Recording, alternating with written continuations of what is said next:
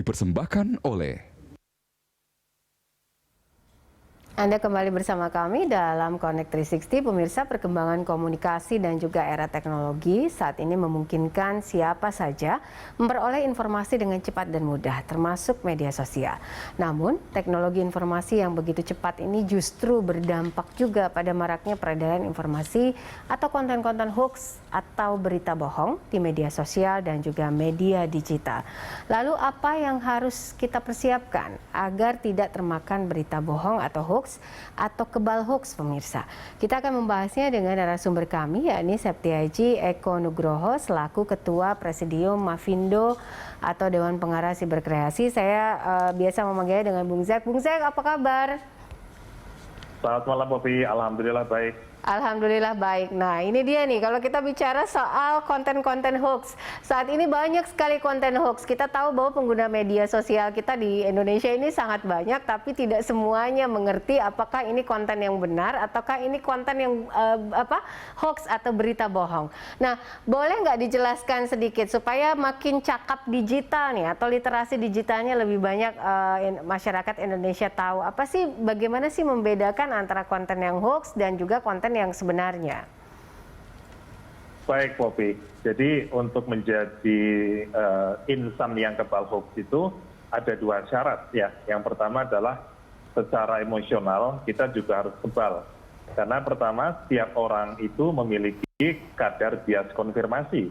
Karena kita punya latar belakang yang berbeda, kita punya latar belakang pendidikan yang mungkin bervariasi, kita punya etnis yang sangat beragam, agama juga menentukan. Nah, yang kedua adalah ternyata untuk bisa memisahkan antara fakta dan hoax, itu juga ada skillnya, ada keterampilannya.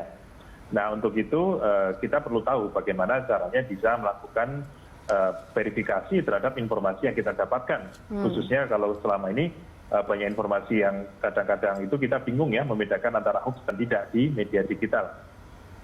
Nah, untuk itu kita perlu belajar yang namanya melakukan verifikasi yang sifatnya narasi, kemudian yang kedua adalah melakukan verifikasi terhadap foto, karena saat ini yang paling banyak Popi di dunia digital kita, hoax itu bentuknya adalah campuran antara foto dan narasi.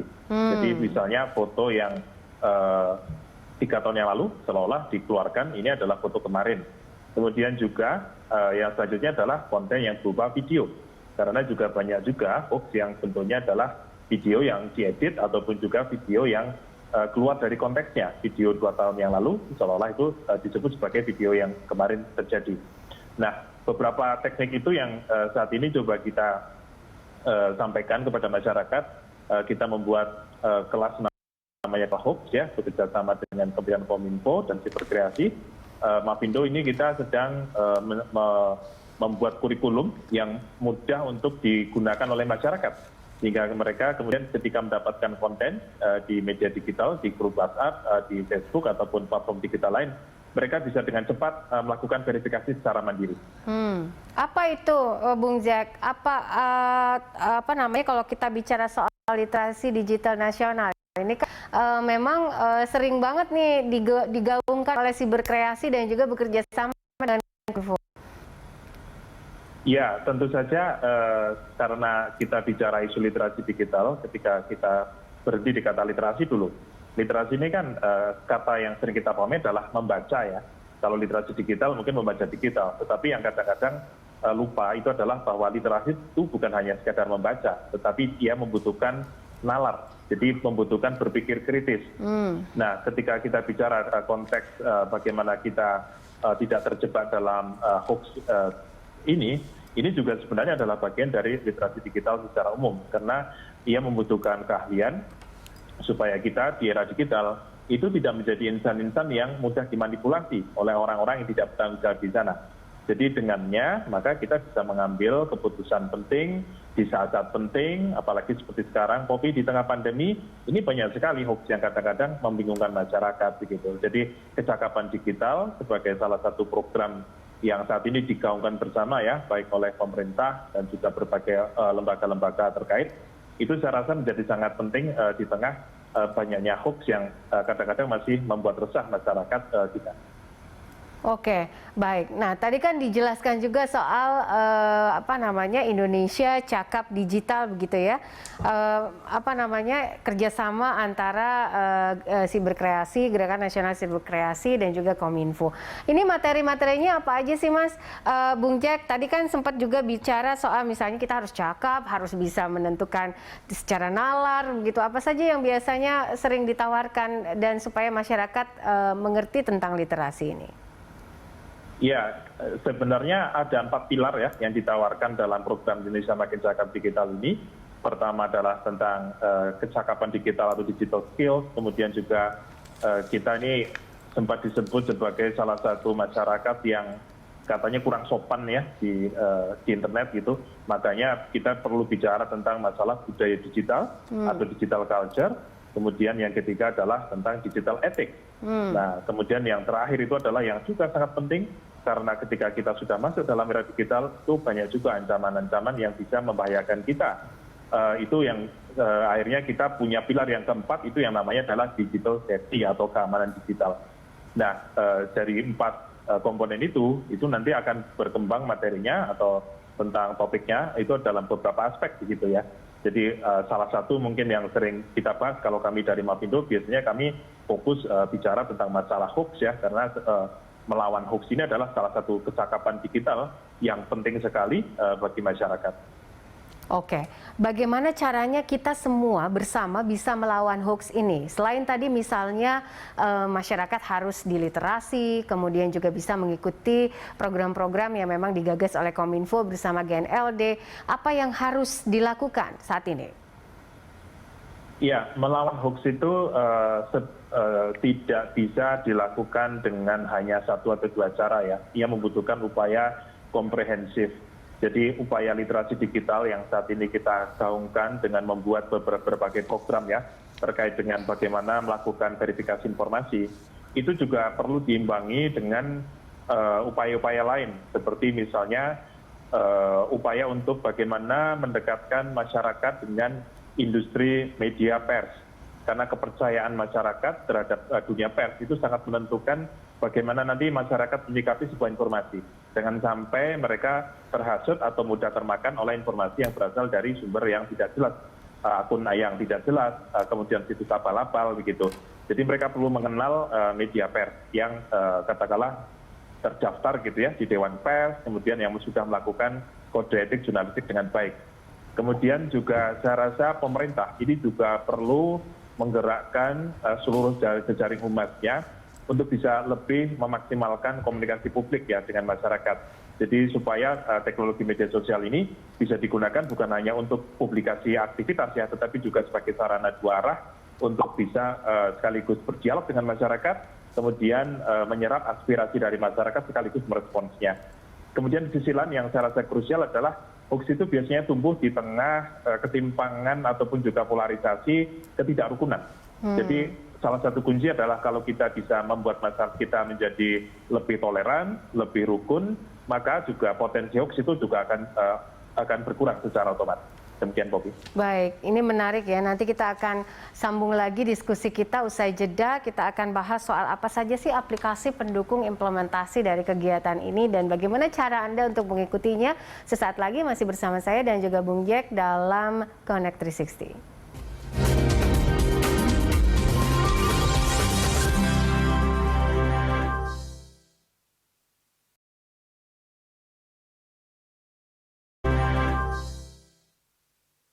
Dipersembahkan oleh Ya, pemirsa, Anda kembali bersama kami dalam Connect 360. Kita masih berdiskusi bersama Septiaji Eko Nugroho selaku Ketua Presidium Mavindo atau Dewan Pengarah Siberkreasi. Bung Jack, kalau misalnya ada masyarakat atau anak-anak milenial nih yang ingin ikutan, karena kan biasanya rata-rata yang bermedia sosial ini kebanyakan anak milenial, tapi tidak jarang juga dari mereka yang percaya akan hoax. Nah, ini bagaimana caranya? Aplikasinya adakah? Kemudian implementasinya seperti apa? Ya, baik, Poppy. Jadi saat ini lagi banyak-banyaknya nih program literasi digital yang digalakkan bersama ya, baik yang dilakukan oleh Kementerian Kominfo bekerjasama dengan Siberkreasi ataupun juga organisasi yang ada di dalam Siberkreasi. Jadi kegiatan-kegiatan tersebut itu bisa diakses di situs kita, yaitu adalah event.literasidigital.id. Jadi di sana masyarakat nanti bisa mencari, misalnya saya ingin cari tahu nih ada sebuah kegiatan yang ada di kabupaten saya pada tanggal ini, itu bisa dilihat di sana. Jadi dicek lagi ya, literasidigital.id, dan kalau untuk aktivitas kegiatannya itu ada event.literasidigital.id. Kemudian juga kita punya aplikasi namanya Berkreasi. Jadi di Play Store ataupun juga di App Store, itu masyarakat nanti bisa cari aplikasi Berkreasi, bisa download, kemudian nanti bisa dipasang di situ. Nanti ada banyak sekali ya informasi tentang kegiatan-kegiatan yang dilakukan ini. Jadi di sana juga beberapa materi-materi tentang kegiatan literasi digital ini juga bisa diakses gitu ya. Kemudian kalau seandainya pengen tahu kapan kelas-kelas terkait dengan kelas literasi digital ataupun juga kelas khusus tentang misalnya tentang hoax gitu ya, bagaimana kita menjadi masa kebal hoax, itu juga bisa diakses di sana. Jadi saat ini sebenarnya sudah tidak ada alasan gitu ya bagi masyarakat untuk tidak tahu kemana saya harus belajar tentang literasi digital ataupun juga bagaimana kita supaya bisa kebal hoax. Demikian, Bobi. Oke, ini menarik ya. Pasti banyak juga yang ingin masuk ke dalam kelas kebal hoax. Bagaimana caranya untuk memverifikasi data, kemudian menentukan apakah ini informasi hoax atau tidak? Apakah di sana juga ada kelas-kelas seperti ini ya, Bung Jack? Maaf, iya. Maaf. Jadi, Popi, sejak bulan September ini kita sudah merilis namanya kelas kebal hoax. Jadi kelas khusus melakukan fact checking atau periksa fakta. Ini kerjasama antara Kementerian Kominfo, Siberkreasi, dan Masyarakat Anti Fitnah Indonesia, Mafindo. Jadi kelas ini saat ini nanti jadwalnya bisa diakses juga di situs yang tadi saya sebutkan, yaitu di event.literasidigital.id. Jadi masyarakat nanti bisa ngecek apakah nanti kelas yang buka kapan gitu ya. Nanti kemudian bisa ikut bergabung. Memang saat ini yang berminat cukup banyak ya, jadi masyarakat nanti perlu untuk rajin-rajin mengecek kapan kelas buka dan kapan kelas yang masih kosong, begitu. Kemudian juga selain itu, sekolah-sekolah ataupun misalnya kampus, organisasi-organisasi yang kepingin bikin kelas khusus ya untuk kelas kebal hoax ini, itu nanti juga bisa menghubungi kami sudah siapkan panitia atau tim gitu ya, yang bisa membantu untuk memfasilitasi kawan-kawan dari institusi atau lembaga yang ingin bikin. Kemarin kita sudah jalan dengan beberapa sekolah menengah atas, kemudian juga ada beberapa lembaga negara juga yang sudah membuat kolaborasi seperti BSSN, kemudian juga ada Badan POM gitu. Jadi kita berharap kelas kebal hoax atau kelas periksa fakta yang kita lakukan ini bisa membantu memudahkan masyarakat untuk bisa melakukan verifikasi mandiri ataupun mengetahui kemana sih kalau kita mendapatkan sebuah informasi yang meragukan, tempat-tempat untuk melakukan verifikasi, baik itu di situs internet atau kemudian akun-akun media sosial yang bisa dipercaya, ataupun juga kita juga sudah punya namanya chatbot sebenarnya. Jadi ada aplikasi di WhatsApp atau nomor di WhatsApp yang bisa menjawab secara real time ya, 24 jam, untuk membantu masyarakat yang bingung apakah informasi ini ragu, apakah informasi ini fakta atau bukan.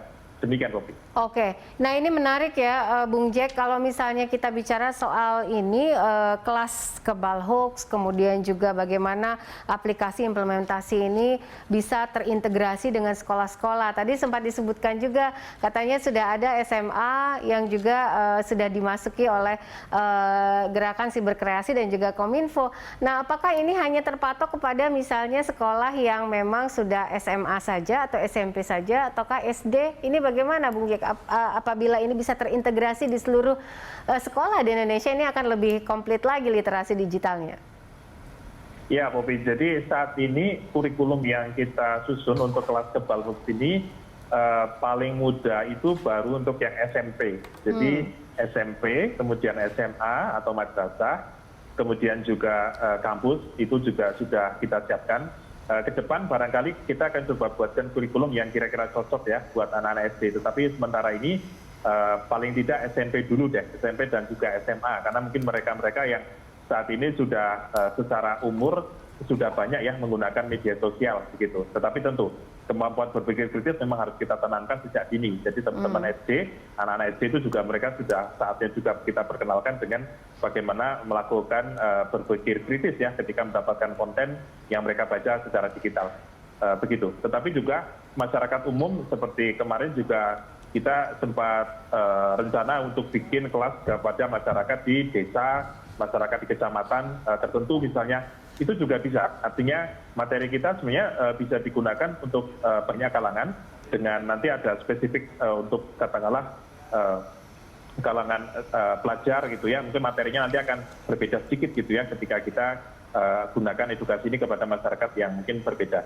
Begitu, Mbak Bobi. Baik, nanti kita akan lanjutkan lagi diskusi kita di segmen terakhir. Pemirsa, tetaplah bersama kami. Dipersembahkan oleh Ya, Anda kembali bersama kami dalam Connect 360. Saya masih bersama dengan Bung Jack. Bung Jack, kita tahu bahwa program ini kan memang ada targetnya juga ya. Kalau saya baca beberapa kali ini ada sekitar pelatihan di 514 kabupaten atau kota di 34 provinsi. Boleh share sedikit nggak sih? Kan ini sudah berjalan di beberapa kabupaten dan kota. Bagaimana kesulitan yang dihadapi atau mungkin ada kendala-kendala menghadapi teman-teman yang berada di daerah untuk literasi digital ini? Ya, Oke. Tentu yang menjadi salah satu tantangan yang menantang adalah karena kita melakukan edukasi ini kebanyakan kan masih secara virtual ya, secara online. Kita sih berharap ketika misalnya ke depan situasi pandemi ini sudah semakin baik, kita juga bisa kombinasikan ya dengan kelas yang sifatnya offline, sehingga engagement ataupun juga partisipasi dari peserta, intensitas atau interaksi antara fasilitator dengan peserta itu juga bisa semakin baik. Kemudian juga tantangan yang selanjutnya adalah ketika misalnya peserta-peserta yang mungkin berasal dari daerah yang mungkin internetnya terbatas ya, sehingga kadang-kadang mungkin menjadi tantangan sendiri ketika misalnya kita memberikan beberapa contoh soal, ketika kita meminta ayo kita coba selesaikan nih tentang suatu masalah, bagaimana kita bisa mengasah kemampuan digital kita, sedangkan mungkin akses internet mereka masih terbatas. Nah, sehingga kita memang perlu menyiapkan materi supaya bisa digunakan juga bagi masyarakat yang mungkin aksesnya terbatas, mungkin mereka belum semuanya memiliki perangkat komputer yang cukup gitu ya.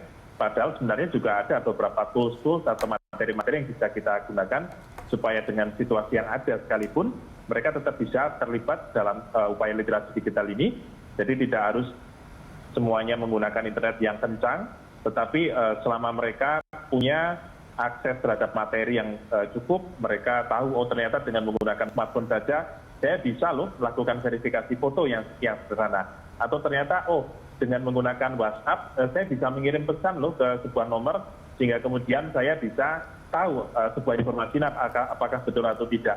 Jadi sebenarnya dengan membuat informasi atau kelas-kelas semacam ini kita bisa memaksimalkan upaya untuk bisa meningkatkan ketahanan informasi masyarakat, bahkan sampai daerah-daerah yang mungkin akses internetnya belum semuanya baik. Demikian, Bobi.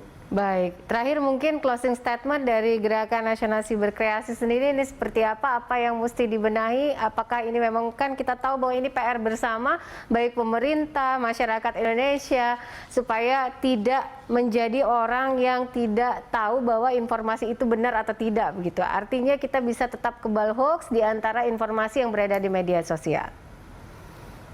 Ya, Bobi.